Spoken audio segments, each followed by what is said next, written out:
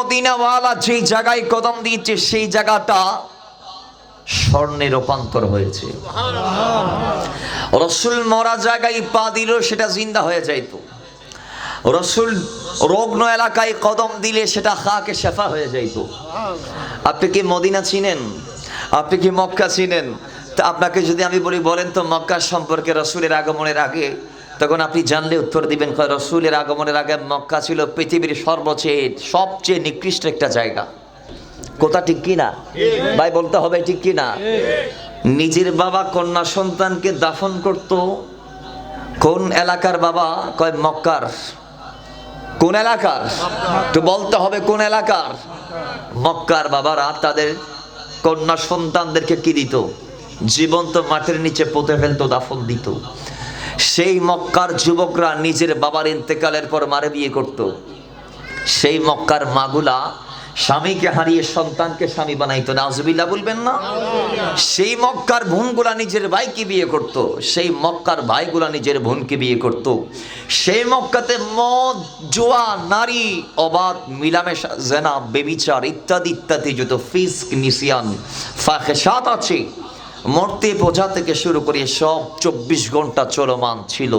তাহলে বোঝা গিয়েছে মক্কার মানুষ সবচেয়ে নিকৃষ্ট বিদায় ওই মক্কাবাসীর উপর আল্লাহ সবচেয়ে উৎকৃষ্ট নবীটাকে প্রেরণ করেছেন। আচ্ছা, আপনার যদি জ্বর হয় কি হয়? তাহলে আপনি নাফা খাইলে এমনিতে জ্বর কোনো রোগ না। যারা মেডিকেল সায়েন্স নিয়ে পড়ালেখা করেছেন তারা জানেন জ্বর হচ্ছে রোগের পূর্বাভাস। রোগের কি মানে আমাদের সমাজে তুফান আসার আগে সিগন্যাল দেই, কি দেই? 1 number, 2 number, 3 number, 4 number, 5 number, এরপর তুফান মারি দেই না? 10 নাম্বারের পর সিগন্যাল যখন 10-এ যায় কি বলেন না ভাই? সতর্ক সংকেত 1 থেকে 3, এরপরে বিপদ সংকেত, এরপরে মহা বিপদ সংকেত। কত সিস্টেম আছে দেখেন। 10 যখন ক্রস হইবে তখন পানি নয়ব, তারপরে নয়ব ন। আরে বোন আল্লাহর ওলি দিয়ে আসতো না তোমার 2 বছর আগে ডুফি গিল করে গোড়া কেরা নিয়ে মনে নাই আমার তো তোমার বেড়া সুফ সুফ হয়ে গিয়ে বাবার আমার এবার আসেন। তাইলে সিগন্যাল বেশ কম আছে। ওই তুফানের আগে সিগন্যাল 1, 2, 3, 4, 5 যাইতে যাইতে 10। এগুলা কি তুফান না? 10-এর পর যেটা আসবে ওইটা কি তুফান?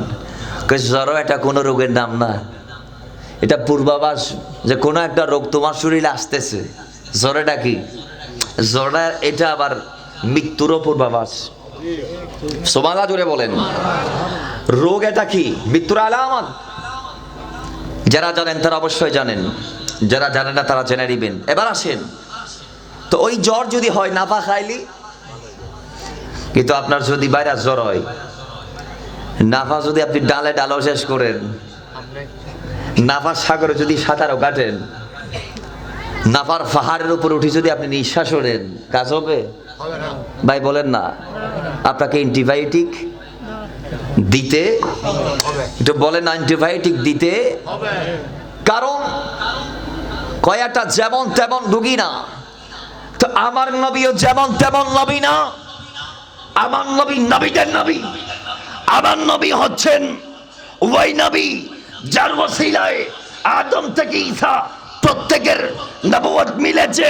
আমার নবী ওই নবী যেই নবী আদম থেকে ঈসা পর্যন্ত প্রত্যেক নবী যখন উম্মতদের প্রশ্নের জবাবে রবের দরবারে বেজে যাবে, বুখারীর বর্ণনা, আল্লাহর নবী তখন গিয়ে প্রত্যেক নবীকে বাছিয়ে নিবে যে আল্লাহর নবী বলবে তাদের উম্মতরা মিথ্যা বলছে। মূলত নবীরা তাদের উম্মতদের মাঝে দ্বীনের দাওয়াত নিয়ে গিয়েছিল, উম্মতরা মানে নাই। জোরে বলেন। তাহলে আমার নবী ওই নবী। তো ওই শ্রেষ্ঠ নবী, সর্বশ্রেষ্ঠ নবীকে আল্লাহ কখন পাঠাবে? যখন দরকার। স্বার্থের জন্য তারা যুগের পর যুগ যুদ্ধ করেছে, হাজার হাজার মানুষ সেখানে মারা গিয়েছে। সেই হারবুল ফিজা থেকে শুরু করে অনেক রক্তকয়ী সংঘর্ষ, সংঘাত, যুদ্ধ আইয়ামে জাহেলিয়াতে আহলে আরবরা করেছে। ওই আহলে আরবরা এত মারাত্মক চরম পর্যায়ে পৌঁছেছেন বিদায় আল্লাহ আল্লাহর হাবিবকে তাদের মাঝে পাঠিয়েছেন, আর ওই জাহান্নামীদেরকে কোরআন বলছে ফাআনকাদাকুম মিনহা, আমি আল্লাহ দেখতে পাচ্ছি তোমরা যাচ্ছ জাহান্নামে লাইন বাই লাইন, দলগতভাবে, গোষ্ঠী নিয়ে, পরিবার নিয়ে।